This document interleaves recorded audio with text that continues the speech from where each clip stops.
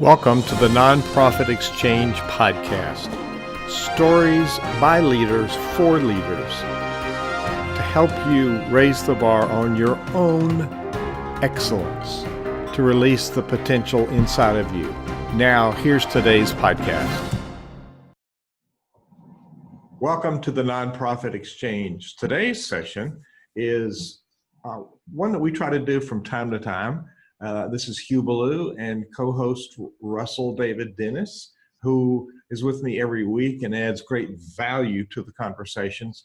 We are going to do a review of the weeks past.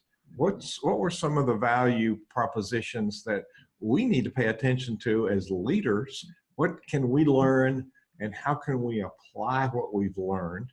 And then we're going to talk about some upcoming events ahead for you to put on your calendar and think about. These are recurring events. You're probably listening to this podcast sometime in history that is not relevant to the current events we're talking about now, but the current events will grow. And you can certainly go to centervisionleadership.org, and we'll put that link into the podcast. CenterVision is the name of our foundation. CenterVisionLeadership.org is our online community where people learn to collaborate. And at this recording, we're redoing it, updating it, and by the end of May, it will be updated to a higher standard and more engagement opportunities. Russell, thanks for being here on the show with me today. How are you? I am fabulous. It's great to be here again, and I love the people that have shown up and shared with us the principles that they operate by. And April was a very good month. We had a lot of great guests. Clay Needs kicked it off, actually talking about sales. And you know, we don't think about sales in terms of running a nonprofit charity, but sales is solving problems. And when we look at it from that perspective, it changes how we view it. And so the people that have come have given us new perspectives. And that's what we look to do here at CenterVision, is bring new and different perspectives to nonprofits. And our guest last week, Ramal Toon, came up with a term for nonprofits I love. He said, why not call them for-purpose organizations? That was a game changer, wasn't it? I love that. I just thought that was brilliant, and it's something that I hadn't came up with. But we really, if we look at it in those terms, we sort of change that perspectives. And so I think sometimes terminology that we've gotten used to gets in the way of what we're trying to do. And it was, I believe it was Steve Farber who was on our program a few months back that said nonprofit is a tax status, not a strategy. It's quite interesting. So it's been a few months. We jump in here and we talk about the lessons learned, and we review this, and we encourage people to move into the space and apply some of these things. And so I'm looking back, Russ, and it's been it's been at least 2 or 3 months since we've had a review session like this. So let's pick it up. You mentioned that April was a banner month. Let's go back further than that, because there were some significant sessions before that. And I think we could even go back to the beginning of the last 90 days, the first part of 2018. And we started out with revenue generation programs by this guy named Russell David Dennis. And you talked about some revenue generation programs. And I think it's only fair to lift up this skill set that you bring to the table. And it's specifically from your background of working in a nonprofit and working in IRS that you understand the revenue generation piece. So tell us a little bit about what programs you have that are offered through your portal, but also through the CenterVision portal. What programs do you have that are self-study programs that people could take advantage of? Well, the first program that I created was 4 steps to building a high performance nonprofit. And that involves looking at 4 things, of course. Uh, Starting with a solid foundation of who you are and who you're trying to serve. Building effective action plans is that second step. The third piece is staying on track, and that's measuring everything you do. And the fourth piece is communicating the value that you bring to the table. So it's a full process where you look at your organization pretty much from start to where you are at this current time and see what pieces you have in place and what pieces you need. And it's really all about building a strategy. Now, my latest course is on the Thinkific platform. That's building solid fundraising plans. And it talks about the strategy of raising the money. So this is important to know how much it costs, what's the investment to deliver the services, and then to strategically go after that money. And so these courses are laid out there to help you actually do that and go step by step by step. And it's a great 30,000-foot overview, and it's a great place to start and get the details you need. I'm so grateful for that short overview. And on the new platform that we have for Center Vision, we have a learning portal for people to look at all the different programs, and they're continually growing. We then went to how to get the most out of 2018 with our friend Mark S.A. Smith, who he's the author of 13 books and sales guides and authored more than 400 magazine articles. He's a guerrilla marketing guru, and he gave us the five actually top trends for the year, and we'll see those play out throughout the year, I'm sure. Omni-channel, how members consume you anywhere, how the growing economy creates monetary opportunities. We do bury our hand in the sand sometimes as the downward thinking of the word nonprofit. The impact of higher employment on your volunteer force and how to pivot to get all you need.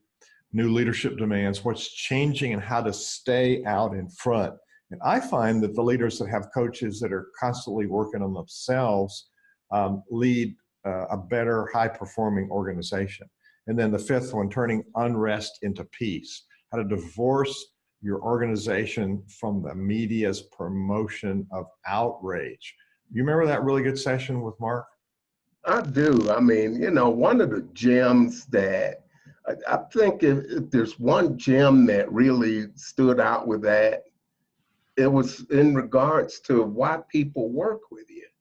And one quote that he made was that people say yes because your request is in alignment with who they are. So this is really about knowing your customer and knowing who your tribe is, and constantly having touch points and being present where your tribe is present. This was the key message around where do you put your message or where do you reach out to. That's all dependent upon where your folks are, where your tribe is. And he was really, he really emphasized that. And that was a great thing that he offered us. And he had a 7-step process for transformation that was really great. And he walked us through those. There were some belief stages and manifestation stages, as he called them. Do you remember those, Hugh? I do. And in the, when you get the podcast, it's the Nonprofit Exchange, wherever you get your podcasts. The most downloads we get are from the iTunes store. And then when you go there, there's copy in the podcast notes. There's a transcript of it. And you can go to thenonprofitexchange.org, thenonprofitexchange.org, and it will take you directly to the page on the Center Vision website where we've posted the videos. And so if you want to watch the video again, certainly you can go there. And I'm just going to continue stepping us through. And if you have more notes, please slow me down. But the role of creating 20 million jobs with Chuck Vollmer, who's the founder of Jobeconomics. Very, very clever word.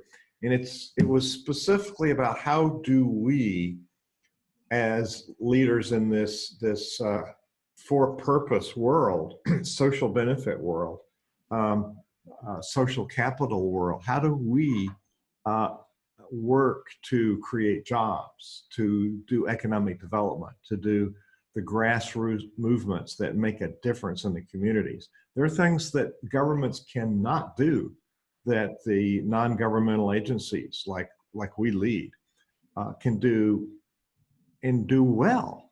And so it's looking for those and maybe some partnerships. And he's bridging the gaps with the private and public partnerships and some of the Jobeconomics projects around the country. That was a very inspiring session. And when I'm always appreciative of you being on as co-host, because you've done your homework and you had some really good questions for Chuck. So what's your memory of the Chuck Vollmer, the founder of Jobeconomics? What's your memory of that interview? You know, I think the thing that struck me about Chuck, because I met him a few years back at CEO Space, and it was just the very first time I started looking at the work and his approach to things. It started off with taking a whole different view of how to measure the economy and the effectiveness of efforts to create employment. And Chuck is also, he's a man that has an affinity toward the environment and keeping that clean. And he started businesses that specialized in green projects, and he managed to bring it all together and say, let's create thousands of micro businesses to give people opportunities to make good livings while we're solving some of the environmental problems and some of the problems in the inner city. Let's bring nonprofits, businesses, and government together as a group to create synergistic approaches that none of us could do on our own. And it's just brilliant. And he's done a lot of great work in Baltimore, Maryland. He's had some success. And so he's out there cranking away, and he has a different view of the economy. And these reports are coming out quarterly.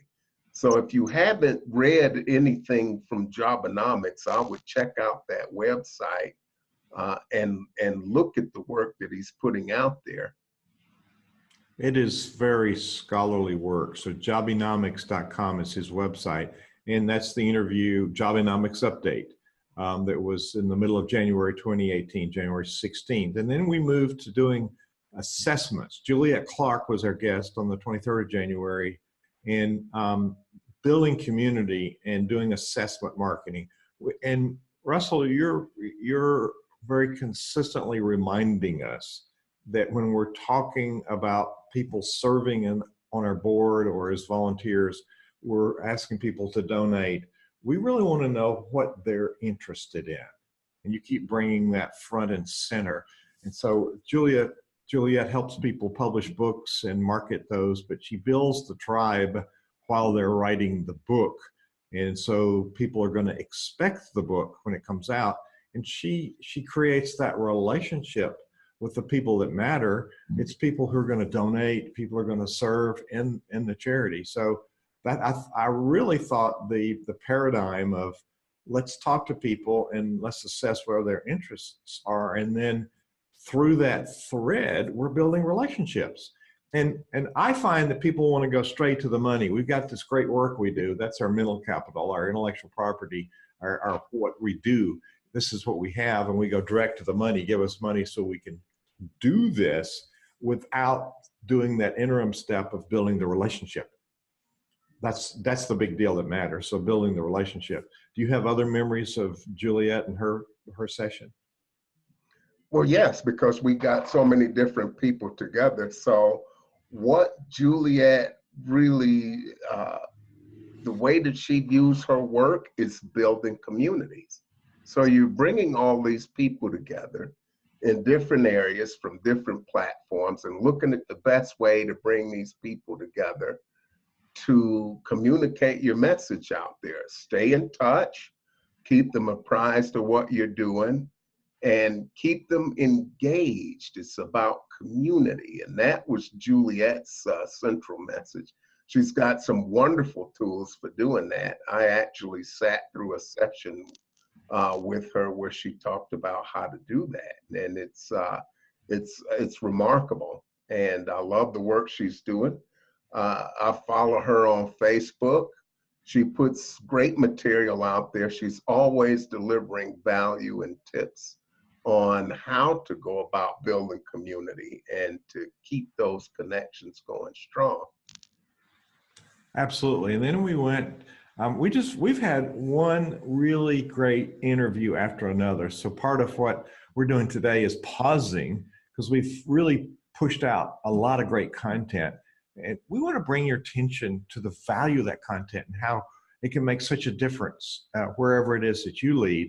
And our mutual friend, Sharita Herring, I swear she's like my sister, Russ. We've had a different mother, but she and I have had a really strong relationship since we first met. And she is the queen of nonprofits. And her motto is, "You are your only limitation." And oh, I love that. And in that interview, there were some points that we listed on the site. What motivated you to work in this industry? Did you come out of corporate America? If so, what motivated you to want to change sides? Most people are unaware of the impact in this whole area of non-governmental agencies like we're leading. We call it nonprofit because people understand that's what we're talking about. For nonprofits that have not been successful in their pursuits for grants, what strategies? We looked at that. Why aren't we getting grants? Well, let's look at that. And can a nonprofit make profit? Well, how else are you going to exist if you don't have some money left over to pay for things? So, Russell, what's your memory of Sharita's great session? Sharita's all about putting the right systems and the right people together. She has had a remarkable career where she has launched or assisted in the launch of countless organizations. She's helped everyone from ordinary people to celebrities and pro athletes put nonprofits together. And she talks about ways to do that effectively. And I met her at CEO Space at one of my first trips there. And I was looking to change careers from an auditor at Internal Revenue Service. And, she inspired me along with you to move into this space and work with nonprofit entities. I had a heart for it, but I thought, yes, well, what can I do based on what I've learned to help people get better? And Sharita's been someone I've learned an awful lot from. She has the knowledge, she has marketing knowledge, a lot of teaching skills. She is a member of our team here at Cinevision. And it was just brilliant to talk with her about some of the systems that people need. And what I love about her is how she can take someone that may have absolutely no knowledge or may be afraid and encourage them to step into their heart space because you can do these things. And what we teach people as a collective here at Cinevision is that you don't have to do any of this stuff by yourself. It's all about team building, collaboration, and creating a community. And Sharita's been on the cutting edge of showing people how to do that. And you're so spot on. I find over and over that nonprofit founders and executive directors, presidents, the person that's actually in the hot seat gets overburdened with things to do because they didn't create the right systems and didn't ask other people to participate. We think we have to do it all, and we don't. And that's the downward spiral. The next two interviews, I did one solo and you did one solo. We were in different places. So I did an on-site interview with Bishop William Willimon at Duke Divinity School in North Carolina, Durham, North Carolina. He's a retired Methodist bishop, and has like 70 books. Wow. I think 60 are currently in print. And I did an on-site interview with him at Duke Divinity School, and it was pretty profound. He is turning out the leaders in the Methodist Church and some other churches. And he said, without good leadership, nothing happens. And it was a pretty profound interview. We talked about some people we know in common, and we also talked about, he was the bishop that was over the church where I served in North Alabama for the last few years. I was there were his first 2 years, I guess, in that North Alabama conference. And he made some profound impact in that whole culture in his two trienniums that he was there 8 years as bishop. So I got to know him there and was privileged to have him not only for this interview, but then he came to the Center Vision Leadership Empowerment Symposium in Lynchburg on this year on March 20 and presented and led a group discussion, and we had a panel discussion. So we had a lot of people in the room that were really stepped up their leadership. He's talking specifically about leadership in churches. And as you may be very well aware of, we're in a crisis of losing members in most of our mainline denominations. And I do believe it's a result of gaps in leadership. And so I did that one solo, and it is well worth reviewing and listening if you're stepping into or you're stuck in leading your church. I think some of the same dynamics would work for a synagogue because some of the same principles exist. He's specifically talking about Christian churches. And then you did an interview the following week. I had a meeting with the mayor in Lynchburg and couldn't be there for that, but it was about the new movie, which is now live on Netflix, yes, it was live in April on Netflix with Bishop Carlton Pearson. Is called Come Sunday. So share what was that? What was that about? Well, Bishop Pearson came into an enlightenment of his own, and he ran into some trouble with some of the church leadership as his thinking began to expand. And he shifted into what he called an expanded consciousness of the ministry, because it was all about reinventing and repositioning himself in the church. I think the term he used for himself was sacred activist and spiritual progressive. And he's all about strong justice and peace. Carlton is speaking all over the world to all sorts of spiritual organizations. And he's talking about inclusion within the church. Whatever your practice, there's this movement where people are looking to expand their consciousness. I've certainly been swept up in that in my own way. And he's all about inclusion. And this movie about him is called Endgame. It's produced by Endgame and NPR. And the title of the movie is Come Sunday. So look for that on Netflix. But, he served as an associate evangelist for Oral Roberts, and he was on that board of regents for Oral Roberts University for 15 years. And so he was exposed to a lot of Reverend Ike and a lot of the early televangelists. And, that was part of how he came up. But his approach to spirituality and Christianity all grew and evolved. And he talked about how we set these artificial limits for himself. So it's a very uplifting interview. I was certainly inspired by it. And it's about breaking out of these limits that we set for ourselves as leaders. Maybe let's think about how we can be a little bit more inclusive and do things that are a little bit different. And the message that I got from him there is that life begins on the edge of our comfort zone. It does. And then we went from there to Christian Lafleur, who understands the dynamics of not registering for, it's a compliance piece. We need to register with whatever state that people are donating money to our nonprofit. And so it's a paradigm that was an eye opener for me, because there's lots of reasons we need to register as soliciting charitable donations. And so even a passive donate button or a Facebook share button we're required, because we're raising money. So that was an eye-opening segment there. And I'm going to step us through, because we got a lot to cover yet, and I don't want to run over the hour for people. I made a trip to Raleigh, North Carolina. We had an interview in 2017 with Ray Buchanan, who formed several nonprofits.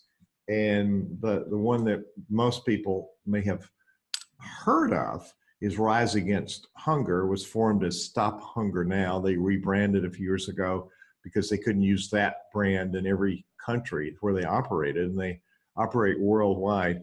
And Russell, their vision statement is to end hunger in our lifetime. And this is a case where the founder really fought the board. And it came to light in this interview with the current executive director, Rod Brooks. And Rod succeeded Ray. Ray now lives in Lynchburg and has retired from this organization that does independent. Well, he's a wayfinder like we are in Center Vision now. And he is a non-voting board member, but he's the face of the organization. When there's big events, he shows up to talk about his vision. This is a great example of succession planning. Yes, we're the founder. Yes, it's our vision. But how do we start something that's going to continue without us? And Rob talks about that, and how he took over and how they busted up the fallacy that the current person in the position cannot hire their replacement. Ray was very active, and it wasn't a straight line. It wasn't without bumps. It was a negotiated transfer of authority. And so he speaks very openly about that, and how valuable it was to have the founder by your side when you're taking on this new big job. And as we're sitting here 2018, they're going to package 78 million meals, in addition to teaching people how to be self-sufficient in doing fisheries and farming and all the ways that they need to learn about creating ways to create food for the communities they live in. But they're on their way to doing 300 million meals and ending hunger. And the board fought the founder and his vision until the UN said we're gonna cut hunger in half by 2015, and they met the goal. And their new goal was to end hunger. So there's more than one organization out there that's has a passion for feeding people. What did you take away from this story about this huge? It's in Raleigh, but they have 150 employees all over the country, because there's organizations that come together and pack these meals, which is engaging people in this work, which could be automated, but it's so important that people show up and do this. What did you take away from this Rise Against Hunger interview?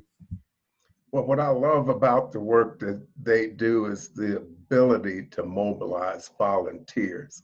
I've got a man here locally, Travis Smith, of Impact Locally, who's expanded his work with homelessness and serving the homeless to 11 cities. And he's headquartered here in Denver, Colorado. Another person is Susan Elizabeth Lee, who started the Sock It To 'Em Sock campaign. Mm-hmm. She's got sock ambassadors all over the world. And so to start something globally, the thing I love about it is that good leaders understand what they can and can't do, and they build other leaders. And at some point, there's a shift that takes place from a new organization where it's founded to an ongoing, growing operation. And there has to be a shift in the approach to doing things. And they demonstrate how to make that shift successfully. and grow and not lose the character of the vision, but to grow in effectiveness and the level of impact that they're delivering. So I just thought that was a phenomenal interview. I was there when we talked to Ray. We talked to Ray last year. I love that chat that we had with Rod, and I think they're doing phenomenal work. There's an organization here that I'm working with that we want to plug into Center Vision, who are working on eliminating hunger. I do food bank deliveries most Saturdays myself, and it's a very satisfying thing to try to eliminate hunger. And there are a lot of agencies, restaurants and supermarkets, who by health regulations, it's astounding how much food they throw away. And there's no need, we're living in the world's breadbasket. There's no need because there's enough. Nobody should go to bed hungry on any given night. And so I love the charge that they have, and I love being a part of that. Oh, wouldn't that, yeah. And it's heartwarming to know that people working so hard and engaging others in organizations all over the globe in fighting hunger. That just pulling it together in just the most magazine, I mean, most magnificent way. Magazine, I was thinking about our magazine.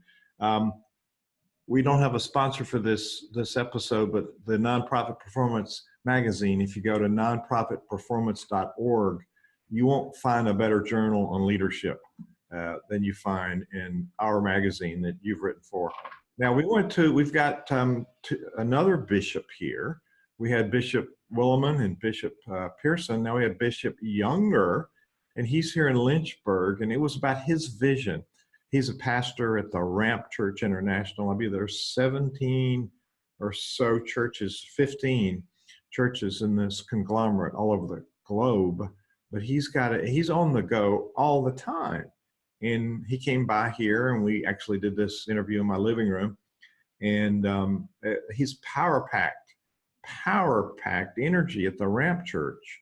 And he was at the Leadership Empowerment Symposium in Lynchburg and participated in a panel on how do we come together and collaborate in the community.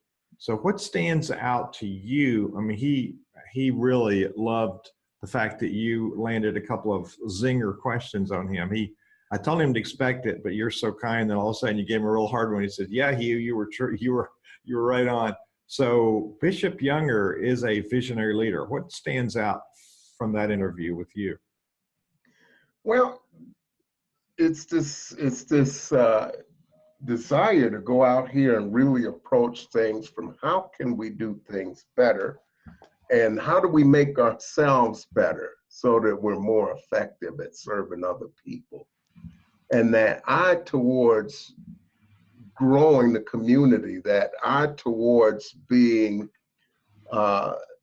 growing and understanding and effectiveness ourselves to pass that on to people that we serve is something that characterized him. He's a brilliant young man who it's just remarkable how quickly he built that community and how large it's become and how effective they become at serving others. Yeah, thank you for that. It's quite remarkable. He is a remarkable leader right here in our community and so active. Then we went, this one doesn't have a date on it, oddly. Steve Dury is a very successful businessman, and he's starting a nonprofit. He's actually coming tomorrow to be with me. We're doing his strategy and board development. We're laying down the front piece. I find that leaders that do that before they start running and trying to run something that nobody knows where they're going, the fact they lay down a roadmap is a really important piece of success. And what we do at Center Vision, Russell, is we create the pathway so that people don't have to worry about what comes next. We take all that worry out. You install our system in your culture, and then it doesn't run on autopilot, but you steer the process, and then you adjust it to the specific needs of your program. It's not it's a template for thinking. It's not a box that we put people on that you have to do this way. But there's a whole sequence of implementation. And I find a lot of people are afraid of doing the wrong thing, so they do nothing, or things are creeping out of control, or we don't know how to generate revenue because we've not done things in order. And the biggest one is we don't have a board that engages. And Steve talks about in this, the part we skip over, the background checks. And he said it's alarming in his experience how many of these nonprofit organizations are for-purpose organizations hire people without really knowing. We think about, we want to see about their misbehavior as a pedophile or something, but we also want to do a character check. You know, what is their profile, their demeanor? Are they going to really fit the culture? So in his methodology of doing background checks, it covers a lot of stuff. And it really, we think it's an expense. And maybe we can cut some expenses because we're thinking scarcity because we've got that nonprofit word. And like our friend Theon Gordon talked about, we're the only industry in the world that defines ourselves by what we are not. And that's not fair. So what I learned with this background check piece with Steve was quite amazing. What are you remembering? It's very important for nonprofits to protect themselves. Very important. You know, a lot of times we're working hands-on with people. It's especially important for organizations that are working with youth. So there's all kind of liabilities around, and it's really risk mitigation. It's no different than insurance to mitigate the risk that you're up against. And he's got a system that's effective, that won't break the bank, that makes sure that you take a look at some of the most critical things when it comes to bringing people on board, whether they're board members or employees, day-to-day people, vendors. You know, we think in terms of what we spend money for. Are the vendors that your nonprofit works with who they say they are? Ooh, yeah. So there's thousands of dollars and all sorts of risks that you can save by doing all of these things up front. You know, there are just these questions that we're afraid of because starting up and running a nonprofit or hitting the growth stage, there are many phases of the whole process that can be scary. But it's a systematic process. The 22-point strategic framework that's been developed by Cinevision that you talked about, that roadmap, it's very extensive, and the board members who look at that, and a lot of people may say, some of this stuff is intimidating. But this is where you bring in people like Christian LaFleur. After you've developed your strategy, you bring in people like Christian LaFleur, you bring in people like Steve Dury to help you make sure you're staying on track and that you've got everything in place that you need to protect yourself and operate efficiently. And really, our processes are a lot of work. But when you do this work up front, you're working smarter and not harder from that point on. And you're actually getting traction and you're more effective at what you're doing. So I think that what we're doing is very helpful to people. Yeah, there's really significant points in each of these that people can apply right away and get traction. You started out with highlighting Clay Neves. You already covered some of that, but we are having to always overcome the fear of asking for donations and not knowing how to do it. He puts it in his personal sales dynamics perspective. And we're selling a concept. We're not asking for money. We're not begging for money. It's not for us. Get over it. We're giving people an opportunity to provide value and to actually put something behind their passion and to see a difference. So unless you have another note on Clay, I want to move on. Do you? Well, the big thing, you know, when we talk to them about the challenge that people have asking for that support, is sort of that conviction that the donors and sponsors are are supporting us because it's a one-way transaction. We're showing up on the doorstep with hat in hand. And that's not the case. The nonprofits bring value. They're bringing a skill set and expertise and knowledge of the people they serve to help solve a problem that donor and sponsor want to have solved. And so it's a partnership, not a handout. And so that view is the thing that Clay challenged. And it's really looking at it from a sales standpoint. That's what a business does. A nonprofit is another business. So sales is about telling people how you solve problems that matter to them. And so that was the big takeaway from that session for me. Yeah, and we then interviewed our mutual friend Dana Olivo, and 7 steps to building an awesome customer donor relations program. We treat our tribe poorly. They give us money and we don't talk to them until we need money again. And so how to build the infrastructure around this, create the touch points for our donors. And then she gives you 7 steps, and it's really quite brilliant. And it's embedded in the interview and in the narrative that goes with the podcast. If you download it from the iTunes store, you can look, and all of the transcription from the interview is there. And she's got a win-win strategy here, and it's a stepwise process. So that was good. You remember the Dana interview?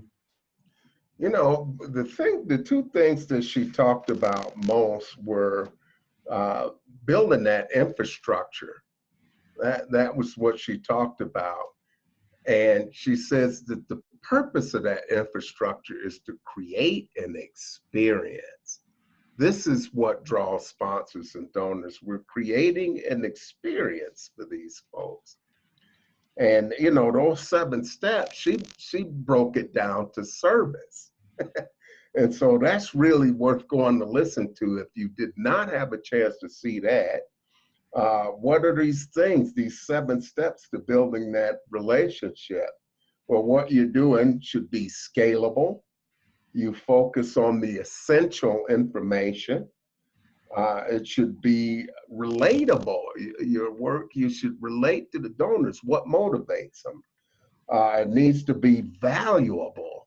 You've got to deliver great service and keep a high level of engagement with your donors. So the time to talk to them isn't just when you want money, but it's to talk to them about how what they're doing to support you is impacting the lives of others, and always thanking them, always reminding them, always keeping them informed where and how they want to be informed.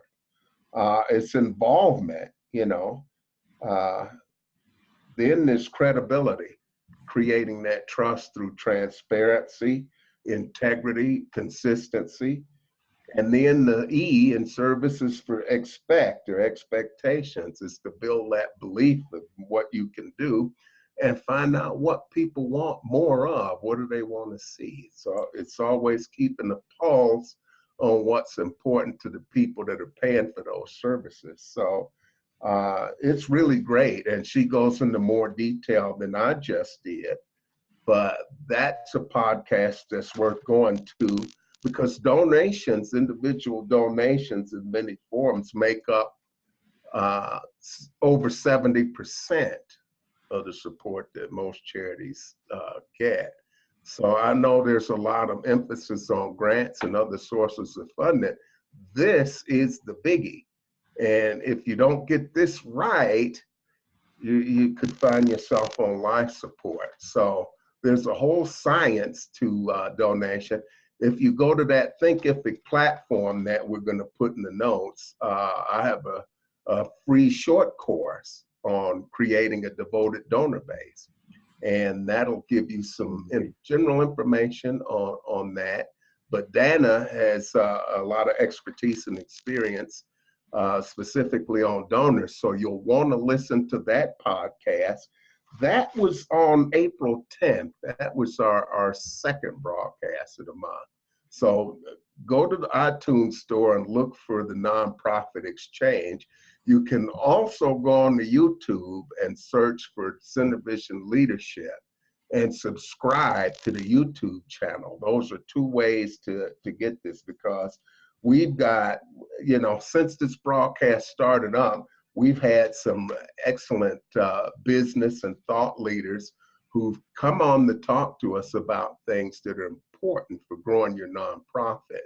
So you'll want to subscribe. You'll want to go into some of these old broadcasts. We've got topics on everything ranging from your relationship with money to how to improve yourself internally to become more effective at leading your teams within your organization and serving your community. So there's a lot of value here made possible by a lot of great sponsors that support our work here. So please avail yourself of these podcasts and go in here. We're going to continue to go out and find thought leaders that can bring you the latest information on ways to make both your organization and yourself more effective. Yeah, and we our interviews are under an hour. Just a technical point, Russell. The April 10th was the live interview with Dana, and it goes live on the podcast the following Sunday. So that was April 15th, and we got 2 more in 5 minutes. So I think we can get through the rest of these. Barry Shore, he went from being totally paralyzed to now he's how far did he say he swam? 6,000 miles or something. It's thousands of miles, and that's a great interview. And I love how he talks about becoming a giver and how he defined being a giver. A giver who is somebody who puts others first. How do I benefit others? And that goes beyond just writing a check. It's soul deep at an emotional level, And adversity has been something that showed him a path to create transformation in the lives of other people. I love his platform. He's got 3 criteria for being a service to others and making something powerful and effective. The first thing is it's got to be easy to use. The second thing is it's got to be fast. It's got to be fun. And the third thing is it's got to be free. There's no cost to people to support each others. So you'll want to listen to that broadcast and find out about his platform, delighted.com, and how you may be able to support organizations that matter to you using that. I love the power and simplicity in the approach, because he talked about 3 things: having something that's mobile, making use of gift certificates, and having it be digital. So when we lay a path for people that makes it easy for them to support us, they're much more likely to do that. So yeah, please make sure you give that podcast a listen. Easy was important to me. And then the last one was just last week, Ramal Toon, amazing speaker, amazing resonance with what we believe in and Cinevision. He's gone through trauma of healing as a man. He talked about us, the manly men, and how when we go through our healing and get released from what's holding us back, the impact, profound impact of life, leadership, and legacy. That was a game changer for me, that interview last week. What do you think? I think that he was really spot on when he said that we've got to go to those wounded places of discomfort to show us what we need to step into our power and to become great. And that whole discussion was on how to become more effective as a leader, to have the courage to be vulnerable. And the key point, the one thing that he said is you can't take anyone where you haven't been. That was the remark that he made that stood out to me. So it's all about becoming the type of leader that inspires visions and brings people along. And that's what a lot of you people are doing out there. You are inspiring people, but we want to get you the tools to help you bring others along in a way that's going to make a difference for more people. And we continue to offer live events, and leadershipworkshop.org is a listing of where the next live events are going to be. And we've done 27 of the one-day Leadership Empowerment Symposium events around the country. Now we're going back in June 2018, we'll be in Vero Beach. In August, we'll be in San Diego, California. And we're looking at Denver and Salt Lake City and Chicago again. We're going to come back with an advanced session. And it's an advanced power session, and there'll be 3-hour sessions. The one session is integrating strategy and performance. We fail because we got a piece of paper and we don't know how to connect it with all of the stakeholders in the organization. What do they do, when, and how is that the basis for driving revenue? Then the second advanced workshop is the funding workshop. How do we create those 8 pathways of regular recurring funding that enable us to do the work that we're called to do? And Russ, we have shared the whole time, and its time is up, but you've brought great detail to all the work and the value that we've brought to people. And we want to encourage people to go to thenonprofitexchange.org, look at these, and go to the Nonprofit Exchange, the Nonprofit Exchange, wherever you get your podcast, and subscribe. It is well worth it. This is just the last 3 months. We've been doing this for going on 4 years now. And there's a great, it's a vault, a knowledge vault of really good information. So we encourage you, subscribe to the Nonprofit Exchange. And we'll see you here on the next session, won't we, Russ? We'll be here next week, same bat time, same bat channel. And we look forward to bringing you more thought leaders who are out there trying to make a difference. Thanks for being here. Take care.